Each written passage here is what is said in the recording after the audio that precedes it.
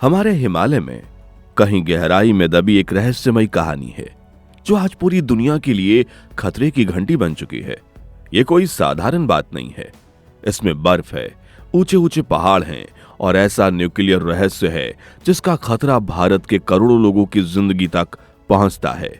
यह खतरा किसी नई साजिश का नतीजा नहीं, बल्कि लगभग 60 साल पहले की गई अमेरिकी गलती की वजह से है, जो आज फिर से हमारे सिर पर मंडराने लगा है।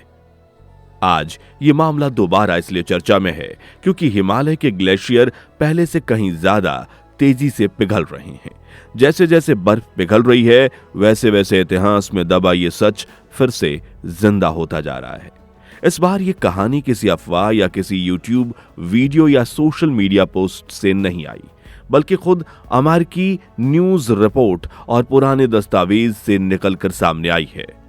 दोस्तों, हिमालय जिसे हम देवभूमि कहते हैं, वही हिमालय जहां से पवित्र नदियां जन्म लेती हैं, जहां बर्फ को हम आस्था से देखते हैं।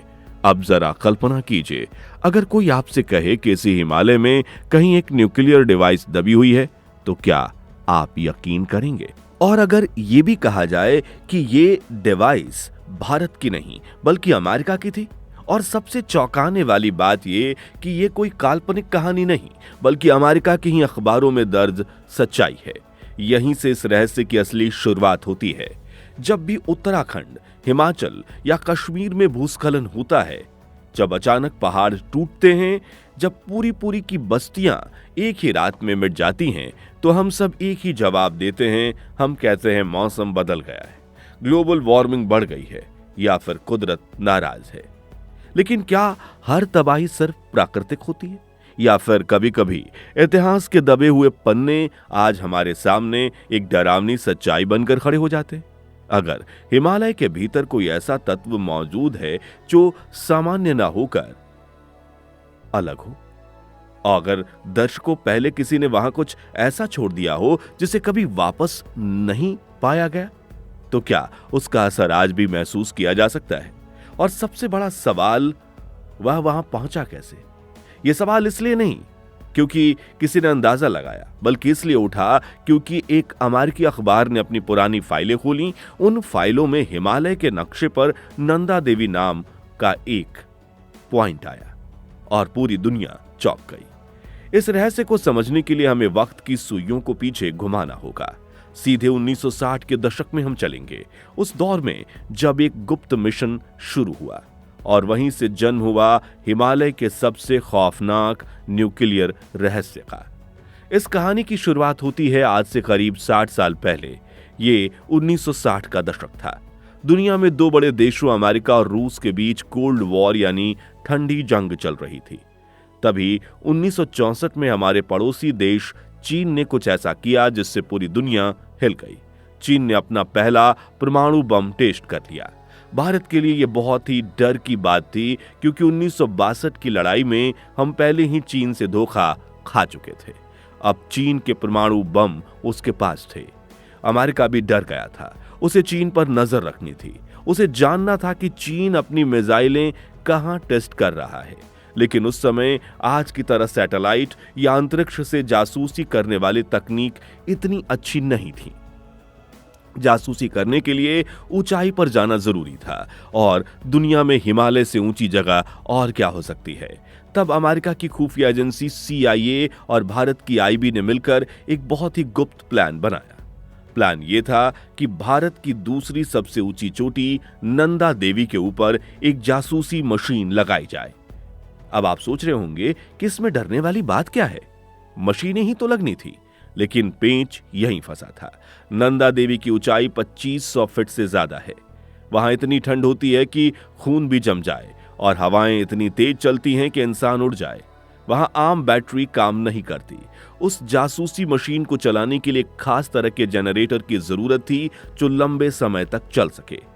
वैज्ञानिकों ने फैसला किया कि वे न्यूक्लियर जनरेटर का इस्तेमाल करेंगे। इस जनरेटर को बिजली देने के लिए इसमें प्लूटोनियम के 7 कैप्सूल डाले गए थे। प्लूटोनियम वही खतरनाक चीज है जिसे परमाणु बम बनाया जाता है। यह एक ऐसी रेडियो एक्टिव पदार्थ की बात हम कर रहे हैं जो हजारों सालों तक गर्म रहता है और अगर यह खुला छूट जाए तो लाखों लोगों की जान ले सकता है। साल 1965 में भारत के मशहूर पर्वतारोही कैप्टन MS कोहली की अगुवाई में एक टीम बनी। इसमें भारतीय और अमेरिकी माउंटेनियर शामिल थे। उनके साथ कई शेरपा भी थे। हैरानी की बात यह है कि उन शेरपाओं को पता ही नहीं था कि वे अपनी पीठ पर क्या लाद कर ले जा रहे हैं। वो जिसे कोई भारी मशीन समझ रहे थे वो असल में एक चलता फिरता न्यूक्लियर खतरा था। उस डिवाइस का वजन था करीब 56 किलो। सोचिए, उतनी भयानक चढ़ाई और पीठ पर इतना भारी और खतरनाक बोझ। टीम धीरे धीरे ऊपर चढ़ रही थी। वे नंदा देवी के शिखर के बहुत करीब पहुंच चुके थे। बस थोड़ी सी चढ़ाई बाकी थी। उन्होंने अपना आखिरी कैंप लगाया। सुबह कुछ प्लान के मुताबिक सब कुछ चल रहा था, लेकिन तभी मौसम ने अपना रंग दिखाया। पहाड़ों में मौसम कब बदल जाए कोई नहीं जानता। अचानक एक भयानक बर्फीला तूफान आ गया। इसे ब्लिज़ार्ड कहते हैं। हवाएं इतनी तेज थी कि तंबू उखड़ने लगे। ठंड इतनी बढ़ गई कि जिंदा रहना मुश्किल हो गया। अब कैप्टन कोहली के सामने एक बहुत बड़ा सवाल था, जान बचाएं या मिशन पूरा करें। अगर वे उस भारी मशीन को लेकर ऊपर चढ़ते तो शायद कोई जिंदा वापस नहीं आता और उसे लेकर नीचे उतरना भी नामुमकिन था। तब उन्होंने एक फैसला किया। उन्होंने सोचा कि इस भारी मशीन को यहीं कैंप के पास एक सुरक्षित जगह चट्टानों के बीच छिपा देते हैं।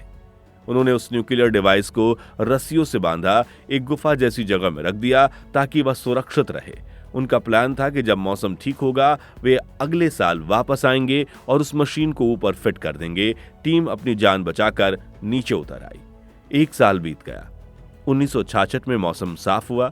टीम फिर से पूरे जोश के साथ नंदा देवी पर चढ़ी। उनका मकसद था इस अधूरे काम को पूरा करना। वे उसी जगह पहुंचे जहां उन्होंने उस मशीन को छुपाया था, लेकिन वहां पहुंचते ही उनके होश उड़ गए। उनके पैरों तले जमीन खिसक गई। वह चट्टान तो वहीं थी, रस्सियों के कुछ निशान भी थे, लेकिन वो न्यूक्लियर डिवाइस वहां नहीं थी। वो 56 किलो का जनरेटर जिसमें प्लूटोनियम का जहर भरा था हवा में गायब हो चुका था। उसे कोई इंसान नहीं ले जा सकता था क्योंकि इतनी ऊंचाई पर कोई आता जाता नहीं।